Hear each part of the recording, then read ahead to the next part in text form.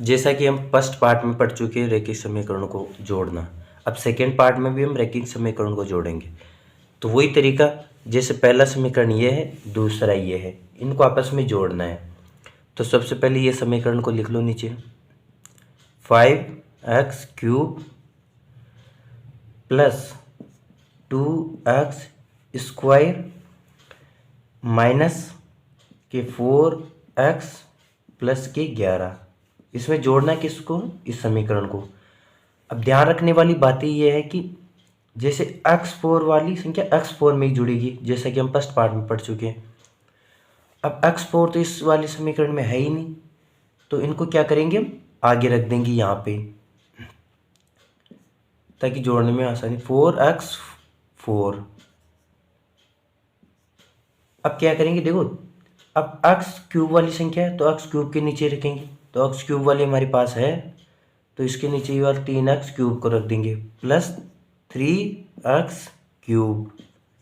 अब कौन सा 6x है तो x के नीचे ही ये रखेंगे, तो x वाली संख्या कहाँ पे है, हमारी ये रही, तो इसके नीचे क्या रखेंगे 6x, और ये किसकी है, प्लस की, तो प्लस रख देंगे। और लास्ट में क्या है, प्लस ये 20, यानी कि 11 के नीचे रख देंगे इस 20 को। इनको आपस में हम कैसे जोड़ेंगे, इनको जोड़ करना है। तो देखो इसके ऊपर कुछ ही नहीं है, तो इसमें 4x4 तो ऐसे कैसे आ जाएगा 4x4। अब देखो 5x³ है, 3x³ है, ये समान है, तो 5 में 3 जोड़े तो 8, प्लस का चिन्ह आ ही जाएगा, 8x³। अब इसके नीचे भी कुछ ही नहीं है, तो इसी को ऐसे कैसे उतार दो, 2x²। अब देखो प्लस के 6x में माइनस के 4x जुड़ेंगे तो कितने आएंगे, 2x, प्लस 20 में 11 जुड़े तो 31। तो इस प्रकार हमारा ये समीकरण हल हो गया। तो हमें इसमें देखो मेन बात तो ये है कि हमें ध्यान कौन सी चीज़ें रखनी थी, यानी x³ के नीचे ये x³ रखना है, x² के नीचे कुछ नहीं है तो ऐसे खाली छोड़ देना है, x के नीचे x रखना है, और ये संख्याओं के नीचे संख्या रखना है, x4 के नीचे x4।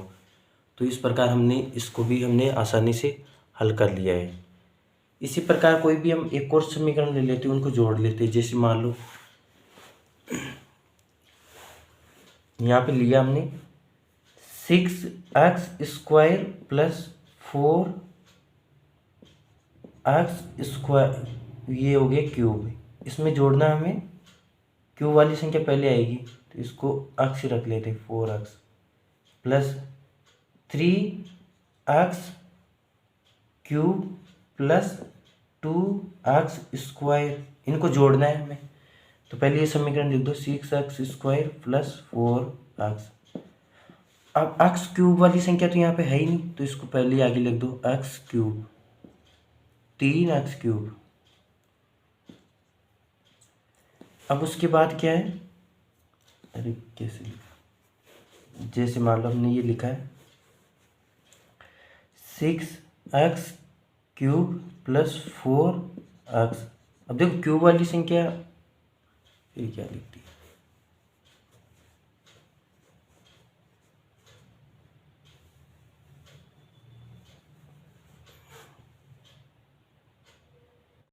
जैसा कि एक और समीकरण ले लिया हमने जोड़ने के लिए, ये वाला समीकरण, तो इसको किस प्रकार जोड़ेंगे।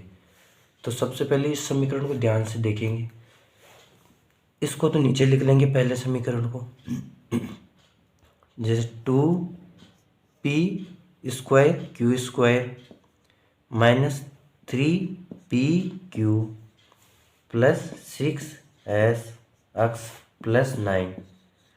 अब इसमें देखना है ये 5, अब इसको इसमें जोड़ना है, तो ये अंकगणित वाले की संख्या नीचे अंकगणित का आ जाएगी, ये संख्या के नीचे संख्या आ जाएगी, 5 यहाँ रख दी हमने। 9x को कहाँ रखेंगे, x के नीचे ही, तो 9x यहाँ आ गए, प्लस pq के नीचे pq रखेंगे, तो 4, ये pq है तो प्लस के 4p और q, उसी के नीचे लिखेंगे 6p²q², ये p²q² है, तो 6p²q²। इस प्रकार हमने समीकरण को जमा लिया है।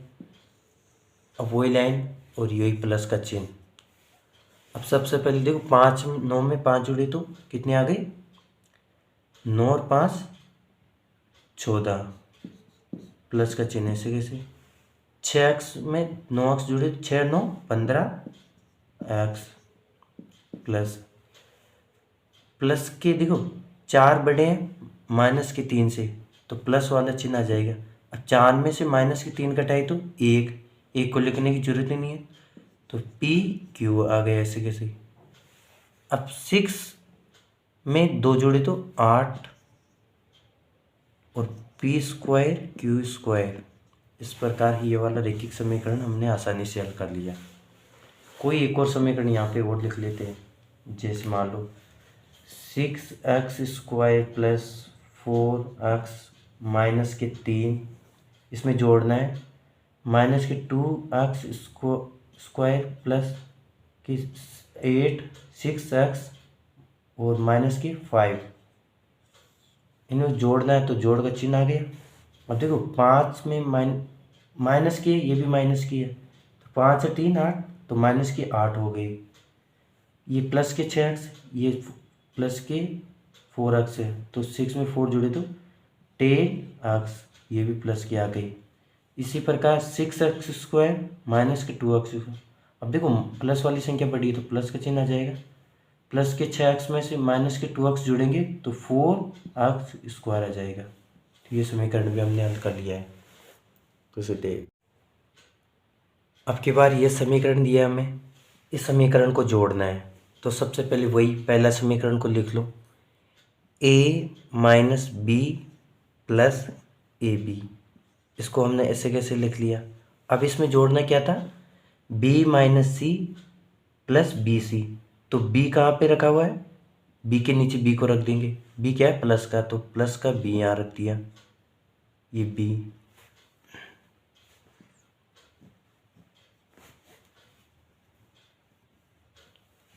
ये प्लस का b यहाँ रख दिया। इसमें क्या जोड़ना है, अब माइनस का c, इस समीकरण में माइनस का c नहीं है तो यहाँ सीधा रख दे माइनस का c। अब बी सी इसमें है क्या, नहीं है, तो इसको भी ऐसे कैसे रख देंगे बी सी। अब देखो पहला समीकरण ऊपर वाली लाइन में, दूसरा समीकरण नीचे वाली लाइन। अभी तीसरा समीकरण भी जोड़ना है, तो सी कहाँ लिखा हुआ है क्या कोई, तो यहाँ पे सी है, तो इस सी को इसके नीचे लिखेंगे प्लस का सी। माइनस का ए कहाँ लिखा हुआ है क्या कोई ए, तो ये ए है, तो ए के नीचे क्या लिख देंगे माइनस का ए। अब क्या जोड़ना है, ए सी कहाँ कोई लिखा हुआ है क्या, नहीं है, तो प्लस का ए सी। इस प्रकार ये वाला समीकरण हो गया। अब इसको हमें जोड़ना है, प्लस के ए में माइनस के ए जुड़ेंगे तो क्या बचेगा, कुछ नहीं बचेगा यहाँ, तो ये तो आपस में कट जाएंगे, ये तो आपस में कट गए। इसी प्रकार ये वाले से माइनस की बी में प्लस का बी जुड़ा तो कुछ नहीं बचा, ये भी आपस में कट गए, माइनस की बी। अब ए भी बचा है, इसके नीचे कुछ नहीं है तो ए बी को यहाँ रख दो।